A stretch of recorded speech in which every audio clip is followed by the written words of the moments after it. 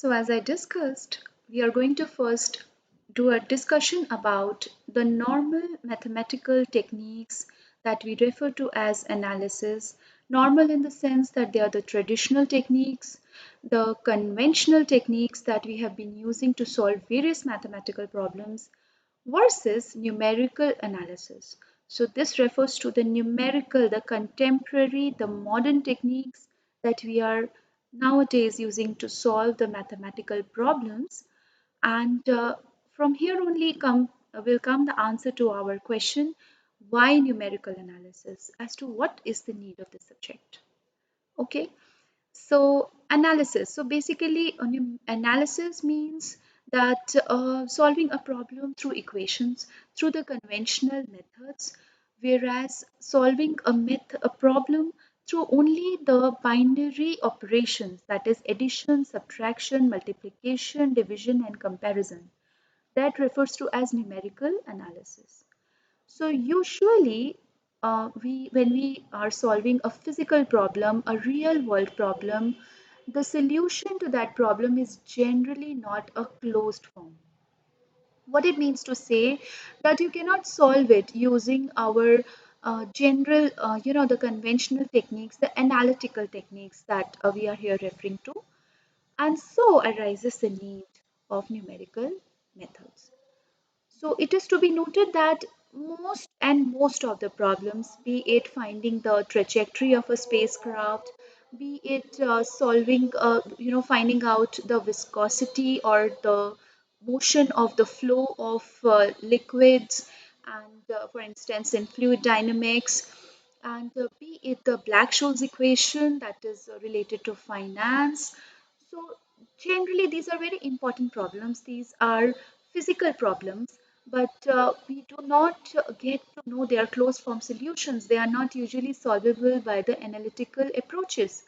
So solving them is so very important because they are the real world problems. So then arises the need of numerical analysis. So we approach the technique, we approach the problem with numerical analysis. So we'll now discuss this with the help of an elementary example. For instance, if you take this equation, we have a simple problem here, solving this equation for a root. So although we know that the root 3 is a root of this equation, we very well know this, we can find it out through the conventional techniques as well. But just for the sake of comparing it with the numerical methods, we need to know the exact solution so that you get a motivation as to why the numerical methods are required, why they are needed, and how close they can be, how accurate they can be when we know the exact solution. So how accurate they can be, how close they can be to the exact solution. For instance, now if you see here that here it, this author is talking about being on a desert island, and for some reason, like you've forgotten everything about mathematics, and only thing you remember is four arithmetic operations and the comparison. So for that, suppose you are wanting to calculate the cube root of 2. Okay, so calculating cube root of 2, then when you do not know any other operation other than plus, minus, addition, multiplication, subtraction, and comparison, how would you do this? How would you attempt this? So the way out is the intuitive way out is the hidden trial approach.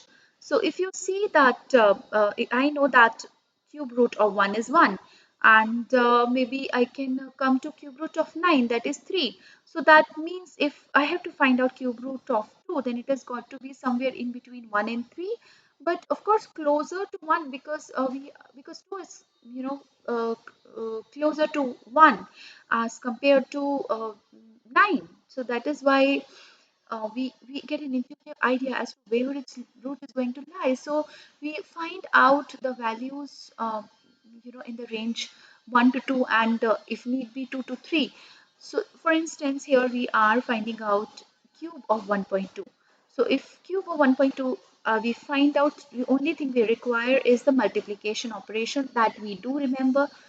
So that comes out to be 1.728. You see that it's very, very small in comparison to 2.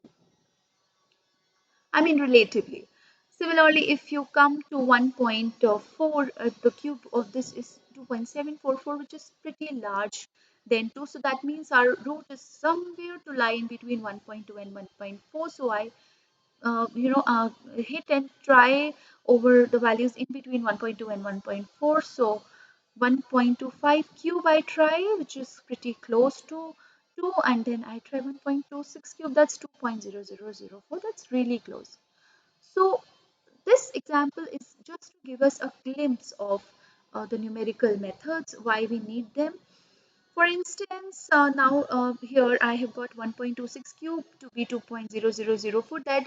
That seems to be the best approximation amongst all that we have tried. Of course, we can try for 1.27 cube as well, but you see that because this value is pretty close, but it's not exact value. So maybe you can try 1.27 cube, and then you can check whether 2 would lie, whether cube root of 2 would lie in between 1.25 and 1.26, or 1.26 and 1.27. Then you can resort to 3 decimal places digit, and then you can find out the cube root of that. And this way you can go closer and closer to 2 to 2.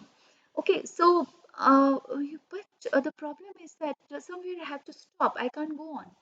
So because I need to stop somewhere, I need to define an error, an acceptable error, which is referred to as error tolerance. So say, for example, if I say that an error of 0.0004 would be acceptable to me, then I would accept this value 1.26. Right. So it basically you can't go on endlessly. You have to stop somewhere when you are into numerical methods. When the exact went through numerical method, because numerical method are approximate values. They are the approximations to the solutions. They are not the exact solutions, but they are close to the exact solutions. But how close? The question is how close. So that depends on the error that you are accepting to tolerate. That is precisely technically referred to as error tolerance in numerical analysis. And just another motivation over here is that if you look at the integral 0 to pi under root 1 plus cos square x, this has got no closed form solutions. So if this, I cannot integrate it through my conventional techniques. So what do I do now? Now suppose that this solving this problem gives me solution to some real life problem, then it's very important to solve it. So there arises the need of numerical methods, because where the exact solutions may not be, uh, you know, uh, uh, working, or maybe where the conventional techniques may not be working, where you cannot find out the exact solutions, there you can you resort to numerical analysis techniques. So we have techniques here for integrating a function, for differentiating a function, as we'll discuss in the next slide.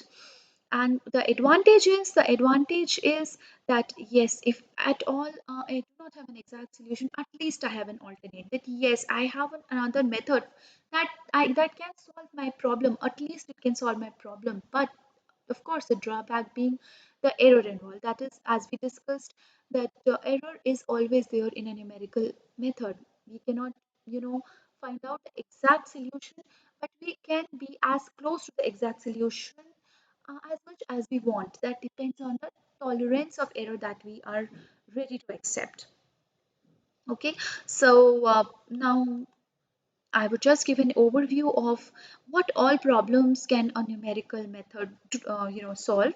So for instance, it can solve for fx equal to 0 for x. That means it can find out the root of the equation fx equal to 0, where f being any non-linear function, f can be a system of equations.